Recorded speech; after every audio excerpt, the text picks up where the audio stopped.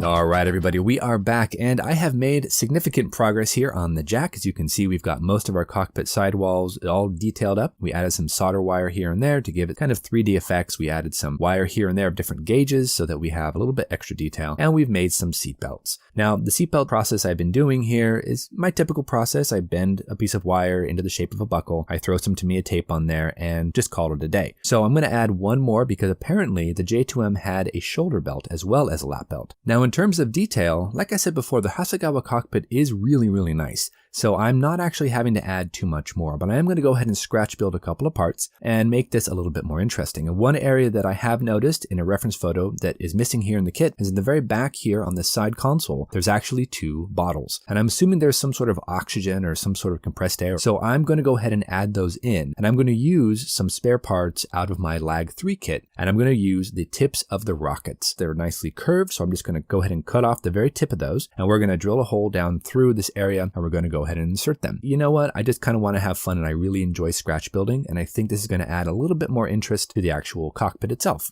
Using a pin vise and a drill bit, we're going to go ahead and start here on the inner container. We're going to drill down through this, ream it out, and we're going to go ahead and glue in that little bottle. Then we'll do the exact same thing with the one right next to that, and then we can get on to painting. Now, in terms of painting, I have spent a lot of time trying to figure out the proper colors for the J2M, and I want to give a big shout out to my buddy V-Money. He has been a huge help in kind of planning out how we're going to go ahead and paint this cockpit. So I really appreciate it. Thank you so much for all the help over the last couple of days. I really do appreciate it. So in terms of painting, we're going to be using a Mitsubishi Cockpit Interior Green. That actually is specified here in the kit instructions. But what we're going to be doing though is we're actually going to be changing up a couple of the consoles that are quoted as being painted black here in the instructions. We're going to change it up to a dark green color. According to some references I have found, and also a couple of subscribers have mentioned this as well, that not all the consoles on the J2M were actually painted flat black. Some of them were actually in a dark green color. So we're going to be using Tamiya dark green, and that's going to hopefully go ahead and add a little bit of contrast. And then later on, we can dry brush some other lighter colors over the interior ribbing work and some of the wires. Also, we do have options of using black on a couple of different panels here and there. There's a lot of different variations, and I've seen some amazing models. People do different things. So I'm going to go ahead and try to just jump in here. We're going to queue up another time lapse. We're going to get everything painted, and we're going to see what happens, you know? After that's all done, we'll go ahead and coat everything over with Future, and well, call it quits for this episode. Let's do it.